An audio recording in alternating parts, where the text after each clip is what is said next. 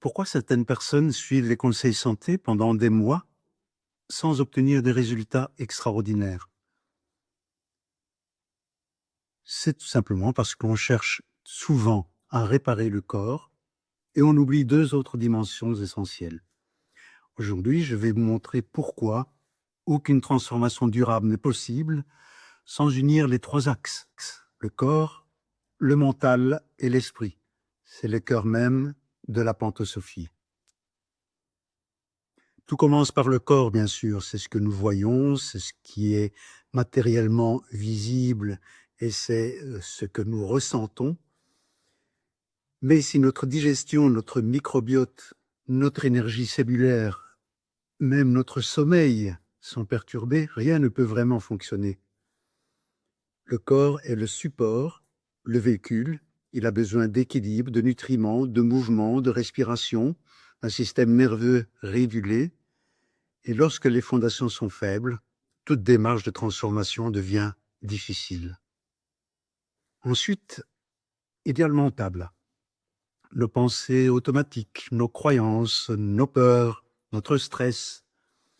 Tout cela influence directement la physiologie, l'immunité, l'inflammation et même l'expression de nos gènes. Ça, c'est l'épigénétique.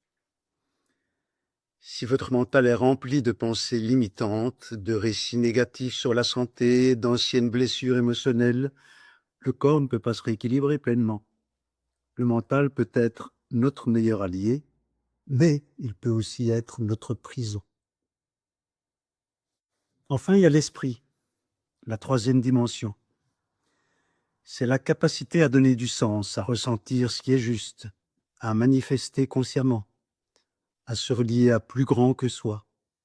C'est aussi la relation à vos valeurs, à notre intuition, à notre identité profonde.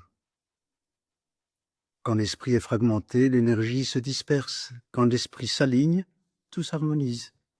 Le corps répond, le mental s'apaise, la physiologie se rééquilibre. La pantosophie repose sur un principe simple. On ne peut pas traiter une seule partie de l'être humain. Tout est interconnecté. Un déséquilibre du mental impacte le corps, un déséquilibre du corps influence les émotions, une perte de sens perturbe la motivation et même la biologie. Quand on réharmonise les trois, les transformations deviennent naturelles, rapides et surtout durables. Un exemple concret? Prenons une personne qui souffre d'inflammation chronique. Ça, c'est un problème qui revient très très souvent. On peut lui proposer un régime adapté, on peut lui proposer des probiotiques, on peut lui proposer des nutriments essentiels.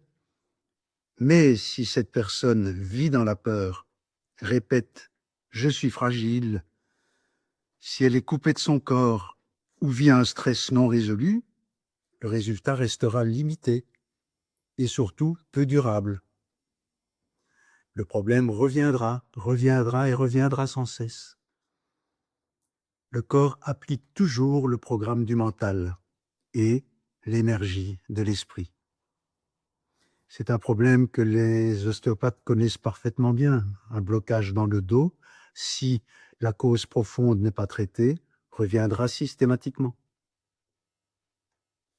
Quand on travaille sur les trois niveaux, la digestion s'apaise, l'inflammation diminue, l'énergie revient, les comportements changent naturellement.